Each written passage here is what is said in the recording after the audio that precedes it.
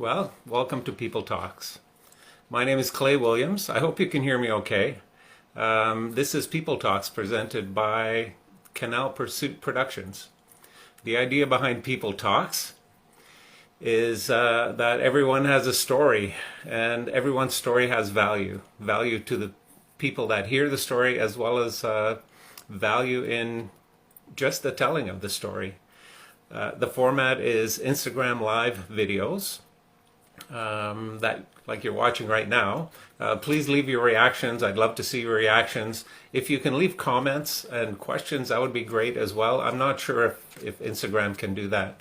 Bear with us. We're just trying to figure out the media.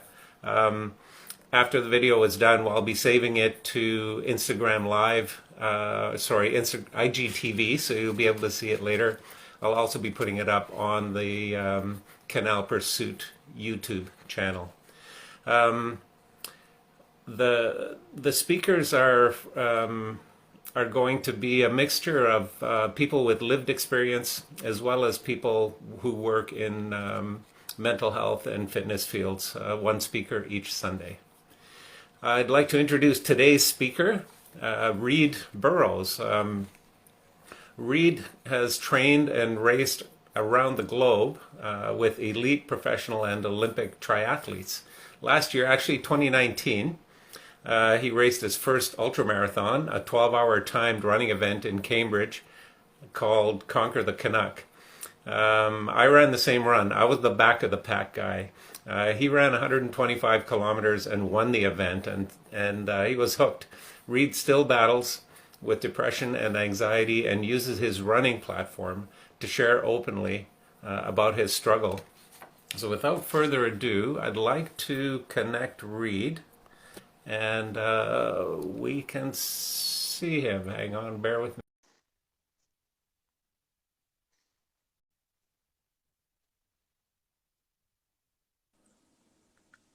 Hi. I don't know. I gotta prop this up for a second All right.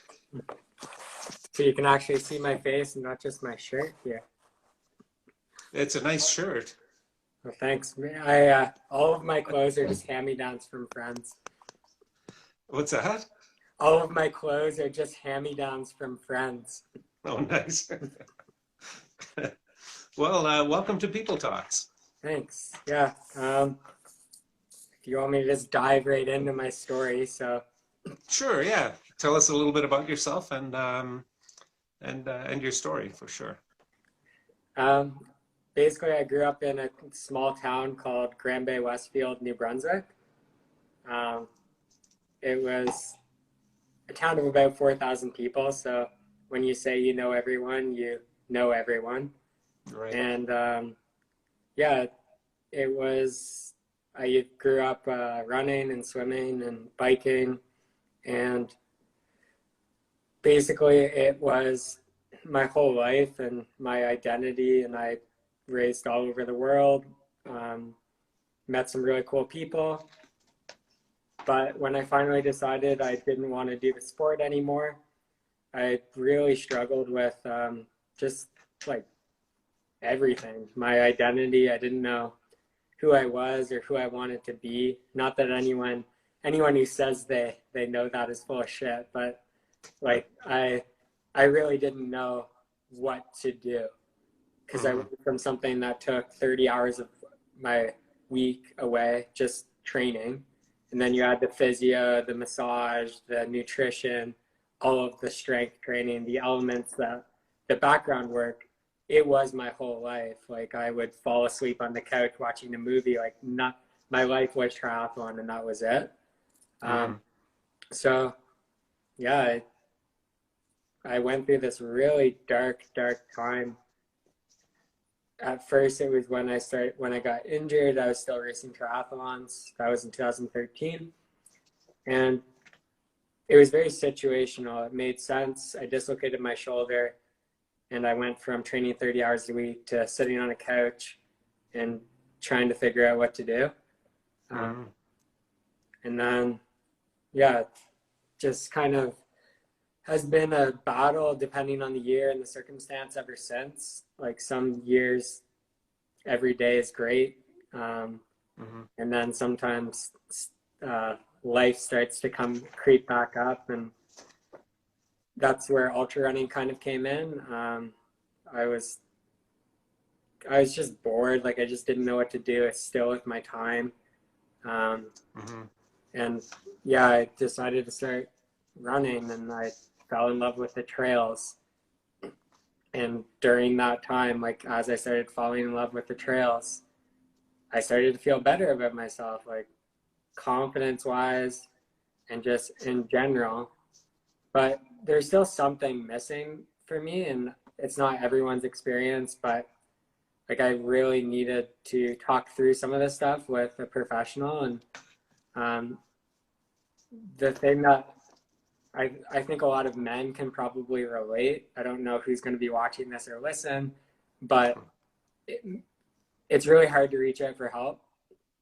It's hard to admit that you need help, and it's to me, I actually thought the demons and the pain, the depression, the anxiety, feeling bad about myself was actually what made me a good runner. Mm-hmm. That dark, like, and I thought if I fix all of these issues that I'm dealing with, I won't be a good runner anymore. And I know logically that makes no sense, but that was the story I told myself. Mm-hmm. So on the days where I would not want to get out of bed, I'd still go out and run. And a lot of people, like, it's hard to understand that, but my personality, like, I can just always get out. I can be in the worst spot of my life, like I've been suicidal before, and I still ran every day, or almost Mm-hmm. every day, because it's always been my rock.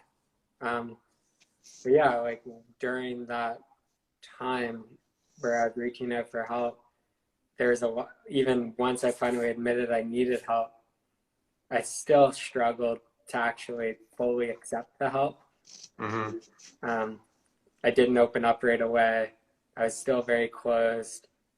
And then the thing that actually helped as much as the like seeing the psychologist and getting on medication and doing all the therapy, all the traditional ways, was actually just talking about it. So not necessarily stuff like this. I still get a little nervous talking about it Mm-hmm. directly to people that aren't like, I'm gonna touch a few people that I've never met before talking, and that scares me a lot. But I find the more people you tell, the freer you feel, and that's kind of what led me to begin talking about it. I started writing. I just used my running, my Strava. So every run, I would just write about something. Sometimes it was like I honestly don't like. I remember one night, like I literally wrote, I didn't wear a headlamp because I almost hoped I would get hit by a car, and I wrote that, and people are like, not that they fully go like I've dealt with that same thing, but they understand, they can humanize it, and when you start talking about stuff like this, people begin to accept your story a bit more. But also, I think it just helps people. Like, there's a lot of people that don't feel comfortable talking about this stuff. Like, and yeah, it was probably the best thing I could have ever done is start talking about it to everyone, to bosses, to supervisors, to coworkers, to runners, on platforms like this, on a podcast, on Strava, like everywhere I go, I'm comfortable talking about it. And well, I'm uncomfortable about talking about it, but I push through that in hopes that like maybe that other person that can't get out of bed when they're depressed and still get out and run is able to begin talking about it so they can get back to doing what they love, whether that's running or work or whatever it is that they can't do because of, like, I don't even necessarily want to call it an illness or like a weakness, because I personally, I think it's like, I think it's the best quality I could have ever had. Like, I don't regret ever going through this period. And then I think you really learn a lot about yourself, and you learn who to surround yourself with. And yeah, it's very, it's odd to think that like you can be grateful for a moment in your life where you didn't want to live, but I am. Mm. Actually, a lot of Yeah. like I have a lot of tattoos and stuff, and a lot of them just relate back to those moments in my life where like I wasn't really sure what I wanted or where I wanted to go, or even if I wanted to still be here. And yeah, it's pretty Mhm. crazy to think that like my battle is actually, I don't know if it's directly helped someone, but I'd like to think that it has. Mhm. Um, Yeah, and I think there's value. Part of the premise of this whole People Talk series is is the value of people's stories, the the the value that people hearing the story get because they see in you some of the struggles that they face themselves, and maybe it'll help someone to understand that they're not alone in their struggles, right? And there's value definitely in you telling your story, because when you put a name, when you put words to how you feel, um, it's real and it's out there, and it's something you can't deny anymore. It's something that you can't hide from yourself anymore because you put it out, right? yeah, You know, you put a name to it, and so you kind of own it now. So there's some value for yourself in telling your own story, and talking about mental health struggles. Um, Helps to end the stigma. If you know, the more people hear conversation about it, the less uncomfortable a subject it becomes, right? And some of that stigma washes off every time people talk. yeah. And I think like one of the things that makes me think about like how important it was for me to begin sharing is we're in a world where it's really hard as a white male to like come forward with struggling right now because there's so many other problems that are more in the forefront that we feel like Mm-hmm. we're being left behind. And I don't mean to be like say that with like I don't want to take away from any of the things that are going on in the world right now in general, but like it I'm just this like normal 26-year-old white guy that like shouldn't feel the way I feel or doesn't Mm-hmm. feel as though I should feel the way I feel. And I know there's a lot of young men in the same situation that don't feel Mm-hmm. comfortable talking about it because they don't feel as though what they're saying will ever actually be heard. Mm-hmm. And I think it's Yeah. important to actually acknowledge the fact that you will be heard. And even if you aren't heard, just talking about it already frees, as you're saying, it gets it out into the world, and that burden that you're feeling is no longer there. Like, Mm-hmm. um, if someone said, if like, I don't know, think about your coworkers when you walk by, all they say is, "Yeah, I'm doing good. I'm doing all right." Like, Yeah. how are they actually doing? Especially with Mm-hmm. COVID going on right now. Like, did you actually sleep last night? Or did you wake up in the middle of the night and cry for an hour because life sucks right now? Like, I'll admit, like, Mm-hmm. I've had a few nights where I've been up for like 4 hours and like legitimately crying for no reason. And I Mm-hmm. don't know. And that's scary. But like admitting that and talking about that normalizes it for a lot of people that don't fully feel comfortable talking about that. Yeah.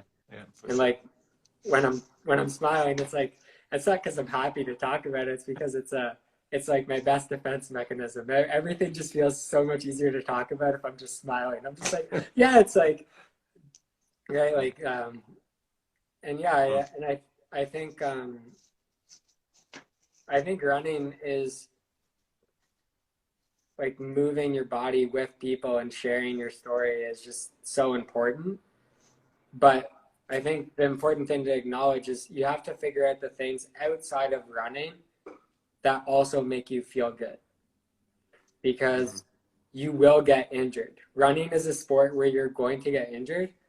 And if you're injured, you shouldn't be suicidal. Mm-hmm. In theory. I know it's way easier said than done.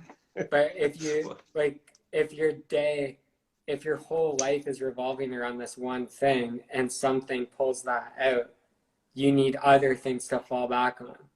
So a lot of my friends are into cooking and drinking craft beer and stuff like that. Me running is, or sorry, running, running has been my anchor, but writing. So I write every day, and like the act of writing has been equally as important as running for me now. nice. I actually built myself a desk just so I would write every day. Mm-hmm. Like it's, Cool. and that's something I can always, always, always fall back on. And I'm actually coming through an injury right now. And I would Mm-hmm. say I'm actually, like, I saw some people the other day and they said, "You look the happiest I've ever seen you." And last week I ran 42K. Mm-hmm. And most weeks I'm up at 100 miles. Yeah. Last year at this time I was running 200-kilometer weeks. So Mm-hmm. how can I be in a spot where I'm running only a quarter of that or a fifth of that, and you're saying you're the happiest you've ever seen me? That just Mm-hmm. goes to show you that I have found something outside of running that's equally as helpful. Right. If you're injured, if you're struggling with sport, or if you don't want to be in sport, or you're unsure as to like there's no races going on right now, maybe that's your main motivation.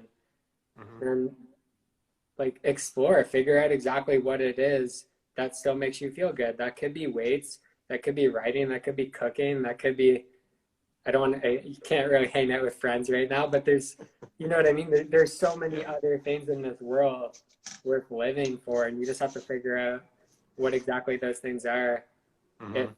something like running is stripped away from you. Yeah. Yeah. Yeah. And I think those things will come with maturity, experience, time in your own skin. You'll find the things that you're comfortable doing that bring you joy, right? Yeah. Yeah. So I've got a couple questions Okay. um, that uh, the, they're things that maybe people don't talk about all that often, and you can say you'd rather not talk about it, but I've asked. I want to ask each of the guests the same sort of questions because I'm curious about them. Okay. Um, and you've kind of answered some of them already. So when did you know that your symptoms were unusual or what you might say problematic? Um, Shit, this is, I, I was in a pretty rough situation. In a relationship, and Mm-hmm. I grabbed my girlfriend at the time, and like I thought I was gonna hurt her or myself. And a week after that, I got an LOA from work. Mm-hmm. I knew I wasn't like a functioning human in society anymore. And Mm-hmm.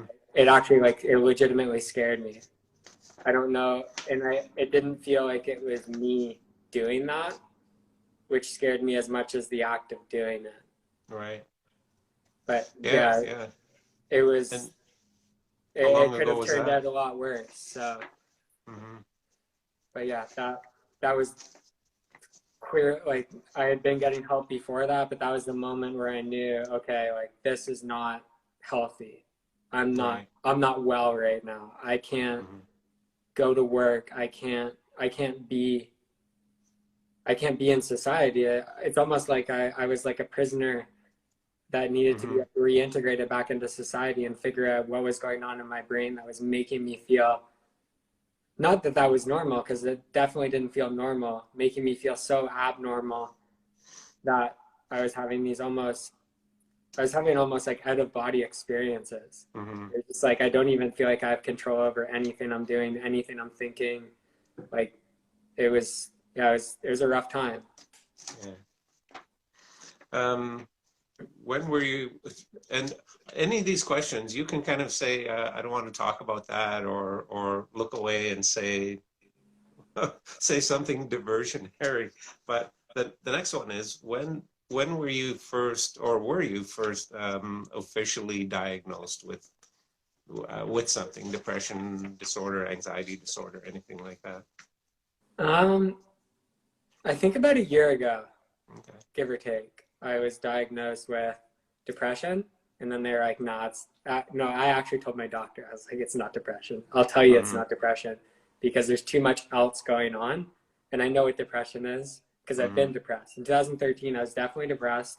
It wasn't clinical. It was 100% situational. Um, and then someone else diagnosed me with bipolar, and they're like, "It's not really bipolar, but we're gonna call it bipolar Mm-hmm. just for argument's sake, basically." Mm-hmm. Um, I knew what I needed. Like my issue was I was kind of like things like the circumstance I just explained to you. Like I was either here or here. Like I was either really pissed off or really depressed or really anxious or really depressed. Or it was just like I was never just like I am right now, just Mm-hmm. chill, like having a good time. Like it was never happening anymore. So my goal was to get onto a mood stabilizer because I knew I needed something. I knew it wasn't an SSRI, which is a common like depression medication. Um, so I ended up getting on something called lamotrigine, which I've actually, this is the one thing I don't think I have actually talked about. It just feels weird to talk about. Like my close friends know I'm on medication. A lot of people do, but in Mm-hmm. general, like I've never actually named it or told them what it actually does. But it essentially like keeps me balanced so that I'm never Mm-hmm. way here, way here. And Right. it's actually the bipolar diagnosis that got me that medication. Mm-hmm. But I think the diagnosis that fit what I was going through last year, something called borderline personality disorder. And I don't think I'm like full blown on that either. Mm-hmm. But that's the one that got me into a program where I started learning some skills to cope with a lot of the things I was feeling. So I think it's just a like amalgamation or like combination of all these things. And Mm-hmm. I think like I think a diagnosis is just a label that someone decided we should start using. Like it doesn't make any Yeah. sense to me because my experience is different than yours, is different Absolutely. than the other person that might have every symptom I have. Their childhood is different, their relationships are different, their friendships are different. Like everything can be different, right? Mm-hmm. So Yeah. yeah, it may be Yeah. important to get it may be an important step to get to where you want to go, but Mm-hmm. don't victimize that label is I guess my best way of explaining it. Mm-hmm. Like I don't really give a shit what the diagnosis is because the medication that I'm on is helping and I don't want to be on it Right. forever. But these these words that they decided to call me are the reason I'm able to comfortably sit in my skin today for right Mm-hmm. now until I fully figure out these things and get more comfortable with my identity and some of the things that I've been dealing with in my personal life. So Right. yeah. Yeah, my wife was diagnosed with depression, and like you, it was pretty clear to her it wasn't depression, Yeah. air quotes, Yeah. because what she wasn't feeling was sadness. It was these extremes of emotion. She was really happy or really angry or really frustrated or really anxious. So, but ultimately, um, she was able to get help, right? And Yeah. it kind of leads to the next question, and you've already addressed it. People don't talk about meds very often, do Never. they? Including me. Like honestly, you've pulled two things out of me that I've never actually talked about. Mm-hmm. I've never Mm-hmm. told anyone the day I realized why, other than maybe five friends and Yeah. my parents. And I've never mentioned the medication ever. Mm-hmm. Ever. Because it's just Yeah. like what do I don't know, like if you've like browse through my Instagram. Like, how do I just be like, yeah, like I'm on medication. I think it's helpful. I think there are Mm, some circumstances where it might be needed. It's yeah. not just running. It's not just writing. Like Hmm. sometimes you need other things. Yeah. Yeah, it's one of the tools in the toolbox, right? I mean, Yeah. it's not the thing that cures everything. It's one of the things that helps. Like running helps, and the meds help. And what are some of the other things? So that's one of the questions. What are some of the tools that you found work for you or help you? So writing every day is like an anchor. Running, um, staying close to the people that are close to you is something that I was really bad at before. Um, like asking for help is another one. And that Hmm. doesn't just mean like seeing a psychologist. It means if if you need someone to just like talk to you on the phone that night so that you don't actually get into that hole, there are people in your life that will answer that phone call at any hour of the night. And it's Hmm. important to realize that they know you would do the same thing for them. And that's why they would answer it for you. Right. And being comfortable with that, because that's something that's also hard to fully admit, right? Like I definitely felt like a burden for a lot of people. So yeah, like writing, talking to important friends, running. I find strength training helps. Okay. Um, I find having a bit more of like, not regiment, but a bit more of like a schedule helps just Okay. like keep me in check, or keeping my house clean actually is another one. Like my brain doesn't feel quite as cluttered if there's not a dish in the sink or like stuff on the counter. It actually really helps. Like I make my bed every day and doing these little things that just Hmm. make the Hmm. chaos, the external chaos as limited as possible, makes Hmm. the internal chaos almost not happen. Right. Right. Um, Hmm. I think All right. that's about it. Yeah. Um, the next question, and this one you can definitely wave off if you want. Do you Okay. think do you think that mental health issues are hereditary? I Um. don't have an answer on this. I don't No. know if there's I. even been any study on it, but I'm curious. Um. I mean, this is obviously just speculation at this point, but Hmm. I think to an extent. But I think a lot of it is just circumstance. Like, but Hmm. again, like I don't think I'm quite educated to talk Hmm. on this subject that Yeah. much. But yeah, like I think there is some very clear circumstances in my life that made me deal with things the way I dealt with them. And Hmm. I think that, like, I think the most important thing is to not, like, try to not think that they're hereditary, Right. even if they are, because I think there's a lot that your mind can do Hmm. in the positive way to Right. kind of, like, not victimize yourself. Like, I could Hmm. take these labels that were provided to me, and this could be my whole life now. I could be in the same spot I was last year. And I Hmm. think whether it's hereditary or circumstantial or whatever, there's you got to figure out however you can to dig yourself out of that hole. So your whole life Hmm. isn't live that way. Right. Right. Hmm. Um, I I'm at the end of my my interesting questions. So you ran that it was 2019, right? That you Yeah, ran the Conquer the Canuck. yeah, yeah. Yeah. Had you run any distance in one of Tony Martin's races before? No, very first No. ultra marathon. Okay. Yeah, All right. Yeah, you picked a great race to run as a first ultra. yeah, He's Tony puts on a great race. He's such a friendly guy, and he his volunteers are really engaged. So the aid stations are just bopping every time you go through, right? yeah. It felt like a party, like looped course. Got to Yeah. see my friends and my parents every 8K. It was Hmm. awesome. Yeah. Yeah.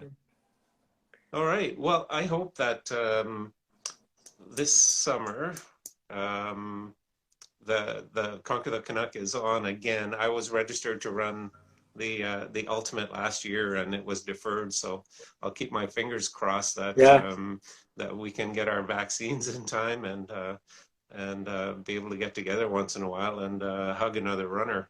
I know. Yeah, I can't um, wait to race again.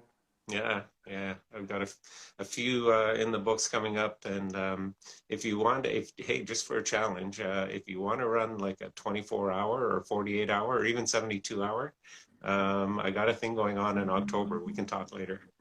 Well, I Uh, might be interested. I'm always down to do crazy yeah, stuff. So yeah, and you've got lots of time to train. It's October, right? yeah, exactly. Um, yeah. All right. I think that's about it. I think I'll say a couple words about the next week. So we'll be getting together again, Instagram Live. Next week's speaker is Ginny McGinn.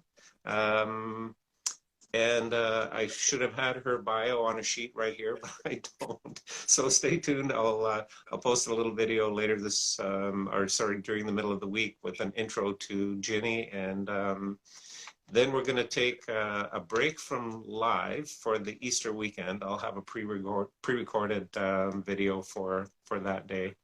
And then we're going to kind of do a recon and figure out how we're going to go forward, either pre-recorded or live videos. But we're committed to have someone every once a week for the long term. Anyway, we'll be in this for a while. I appreciate you stopping in, and Reid, I really appreciate your joining me and bearing with my questions and your honesty. Well, And thanks. I appreciate yeah, it. and hope to meet you someday at a race. Yeah, for sure. I'm always around. I'm always All right, racing, always running. all right, very Awesome. cool. Oh, we'll say goodbye. Bye bye. Bye.